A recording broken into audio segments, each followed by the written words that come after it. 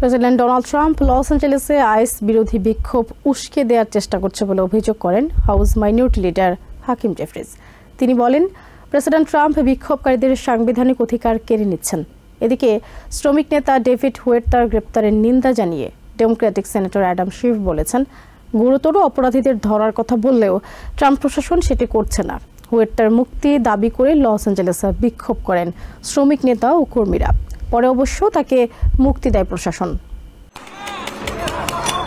ক্যালিফোর্নিয়ার লস অ্যাঞ্জেলেসে অভিবাসন বিরোধী অভিযানকে কেন্দ্র করে শুরু হওয়া বিক্ষোভ দমনে ন্যাশনাল গার্ড মোতায়েন করেছেন president Donald Trump. Los Angeles ও এর আশেপাশের এলাকায় গত শুক্রবার এই বিক্ষোভ শুরু হয়। রবিবার সেই বিক্ষোভ আরো ব্যাপক আকার ধারণ করলে ন্যাশনাল গার্ডের 2000 সদস্য মোতায়েনের সিদ্ধান্ত নেন ট্রাম্প। যদিও ট্রাম্পের এই সিদ্ধান্তের সমালোচনা করছেন অনেকে, বিশেষ করে ডেমোক্রেটরা শুরু থেকেই অভিবাসন বিরোধী অভিযানের বিরুদ্ধে সমালোচনা করে আসছে।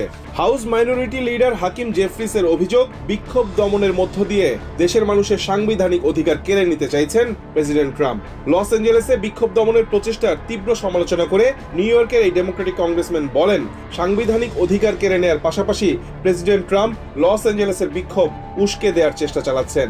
এদিকে আইসের অভিযানে শুক্রবার আটক হওয়া শ্রমিক নেতা ডেভিড হুয়েরতাকে গ্রেফতারের সমালোচনা করে ক্যালিফোর্নিয়ার ডেমোক্রেটিক সেনেটর অ্যাডাম শিফ বলেন, গুরুতর অপরাধীদের নিয়ন্ত্রণে আনার লক্ষ্যের কথা বললেও সেই অনুযায়ী কাজ করছে না ট্রাম্প প্রশাসন। These indiscriminate raids also need to come to an end. The administration committed that it was going to go after violent criminals.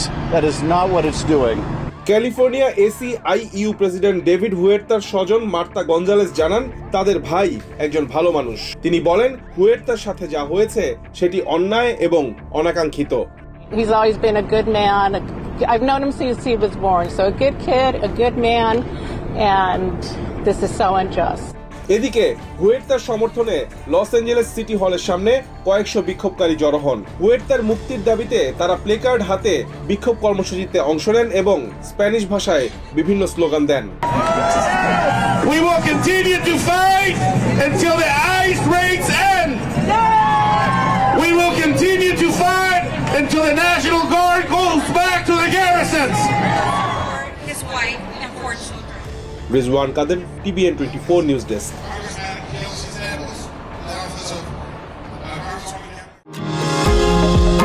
New York থেকে সম্প্রচারিত TBN 24 টেলিভিশন বিশ্বজুড়ে বাঙালির কণ্ঠস্বর।